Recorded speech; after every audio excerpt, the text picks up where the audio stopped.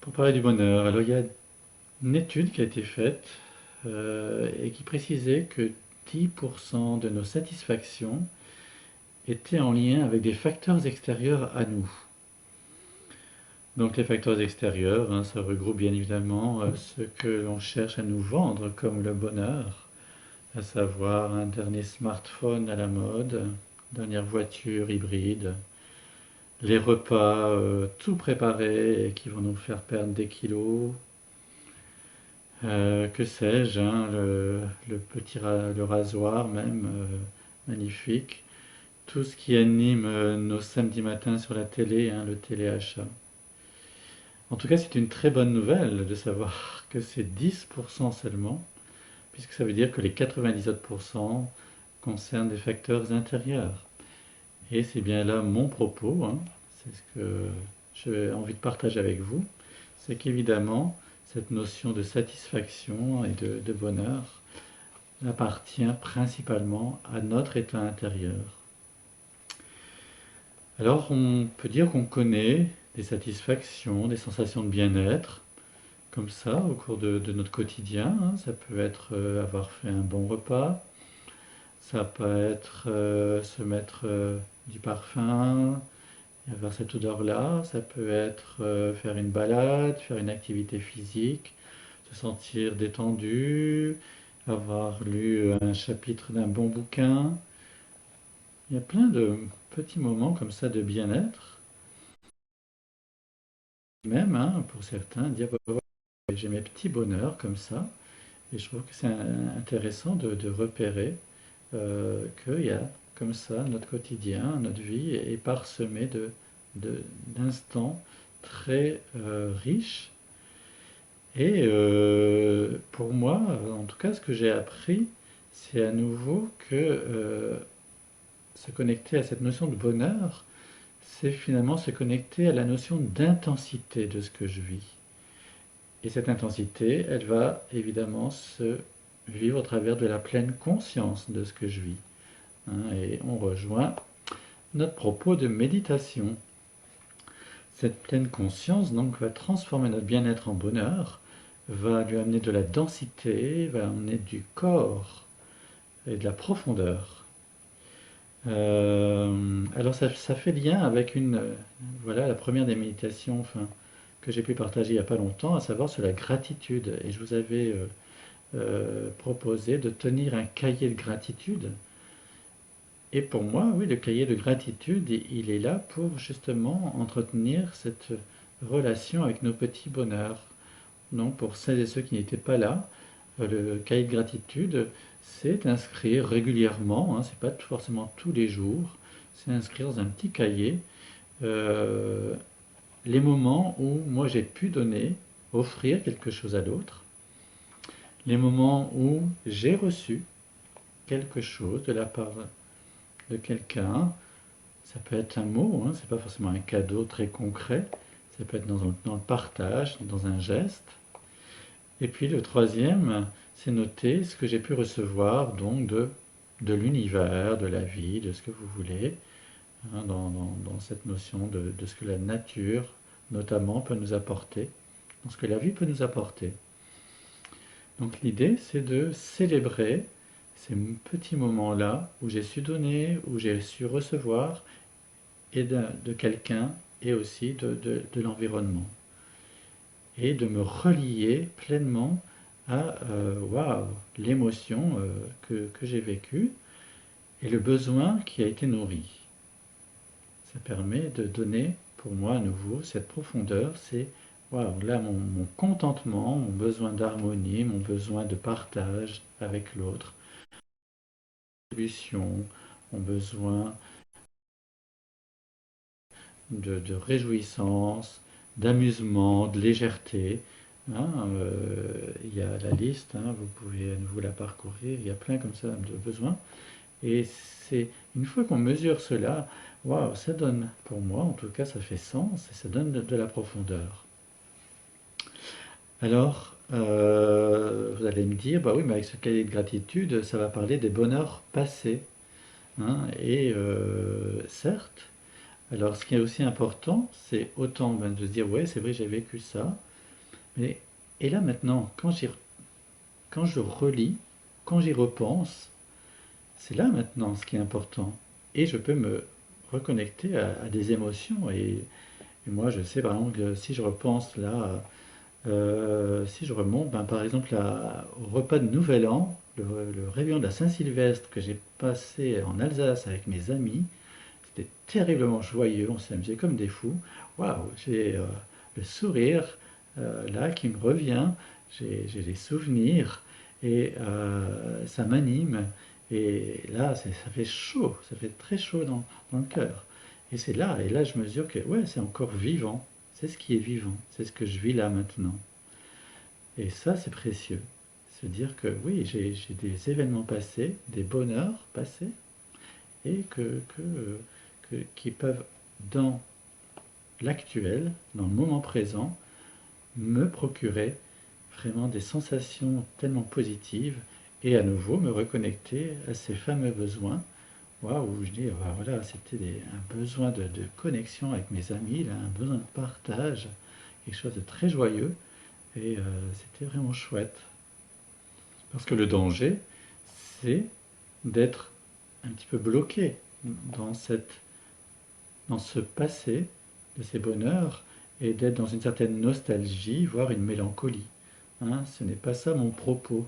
Mon propos est de ramener ce qui a été vécu de joyeux, ces petits instants, et de le ramener là au présent et dire ouais, c'est encore actif quelque part. Hein, ça m'anime encore. Donc ça c'est précieux. Tout comme peut y avoir cette tendance à attendre du futur, hein, attendre du bonheur, de ce de ce qui pourrait arriver. Et le danger, eh ben, c'est soit on est dans le passé à ressasser, ouais, c'était bien, voilà, le côté nostalgique, ce que j'avais vécu et autres, bah, ça c'était le bon temps. Ou alors se dire, j'espère que oui, ça va aller mieux, puis voilà, que ça va passer. Certes, ok, ça peut être un élément moteur, mais il y a une mise en garde que j'aimerais faire dans ce sens, mais là maintenant, est-ce qu'il n'y a pas des petits bonheurs que je vis ou que je peux vivre, hein, et qui peuvent être même la graine finalement des futurs bonheurs à venir. Donc je voulais attirer l'attention là-dessus. Donc évidemment, c'est la pleine conscience, donc la méditation va faire partie, va être l'outil plutôt pour cultiver ce lien avec ces petits bonheurs. Donc ça va nous permettre aussi de faire un tri. Vous savez que c'est retrouver un endroit où on est clairement en observation de ce qui se vit pour nous. Et ça peut être le moment aussi d'être en observation de, tiens, là, est-ce que ça m'apporte de la joie, ce que je me raconte, hein, au niveau de mes pensées, de toutes ces histoires-là que je me dis, tout à nouveau, les jugements sur les autres, le jugement sur moi-même, hein, que je peux avoir, est-ce que ça contribue à mon bonheur? Et, hein, là aussi, ça avait fait l'objet de questionnement d'une méditation dans l'auto-empathie, si vous vous souvenez bien, en tout cas pour celles et ceux qui l'avaient pratiquée, sinon je vous invite à la faire, hein, parce tout ça c'est toujours en ligne, et avec ces questionnements, mais oui, finalement, qu'est-ce qui m'apporte? Parce que là, j'ai la possibilité de retrouver le pouvoir d'être au service de mon bonheur. C'est bien ça dont il est question, hein, c'est de retrouver cette capacité à faire des choix de là, je peux poser un acte qui va être au service de vivre ce que j'appelle moi mon bonheur. Pour le bouddhisme, hein, à l'occasion de cette méditation d'auto-empathie, hein, j'avais rappelé que le bouddhisme, hein, c'était justement le premier refuge, on parle de refuge, le premier refuge c'est cette méditation, donc c'est le Bouddha, donc cette capacité à rentrer à l'intérieur de soi et avoir de la clarté sur ce qui m'anime, faire le tri, comme je viens de vous l'exposer, et puis aussi noter, tiens, ouais, c'est vrai que ça, quand je fais ça, quand je vis ça, waouh, qu'est-ce que ça me remplit, qu'est-ce que ça me comble, qu'est-ce que ça mène de la détente ou de la joie. Et ça, c'est vraiment très précieux. Le deuxième refuge, c'est le dharma. Donc c'est une fois que j'ai éclairé ça, c'est le vivre au quotidien au maximum. C'est la mise en application, si on peut, hein. Et le troisième refuge, c'est la sangha, c'est l'assemblée. C'est-à-dire, c'est je fais en sorte d'être aussi, parce que nous sommes des êtres humains qui ont besoin de relations, donc je fais en sorte d'avoir autour de moi des gens avec qui je peux partager ce que j'ai éclairé, et qui aussi peuvent aussi m'apporter, m'enrichir dans une même vague, dans une même intention bienveillante de partage et d'enrichissement. Et pour ça, dans le bouddhisme, c'est ça qui représente le bonheur. Ce sont ces trois refuges. J'avais noté aussi une définition qui, sous forme de citation de saint Augustin, hein, qui dit: le bonheur, c'est de continuer à désirer ce que l'on possède. Hein, ça rejoint un petit peu ce que je disais en tout début, dans cette quête peut-être très matérialiste, hein, qui nous fait croire que posséder quelque chose qui est neuf, qui est plus performant, qui semble plus performant, va contribuer à ce bonheur. Alors ça peut être une, une facilitation, hein, dans ce que l'on vit, certes, hein, mais est-ce que c'est vraiment ça le bonheur? Et ça, pour moi, ce n'est pas ça la définition. Alors il y a un autre écueil ou une crainte, c'est-à-dire que, à nouveau, ouais, je goûte à ces petits bonheurs, mais j'ai peur de les perdre. Et on peut essayer de vouloir s'accrocher à ces petits bonheurs. Et pour cela, moi, il y a une phrase, enfin une expression de Christophe André qui me parle beaucoup. Et Christophe André nous dit, nous sommes des intermittents du bonheur. Et pour moi, c'est très parlant parce que ça nous inscrit dans la réalité que dans notre condition d'humain, dans nos limites humaines, eh bien oui, le bonheur n'est pas quelque chose qui va se vivre sur quelque chose de linéaire.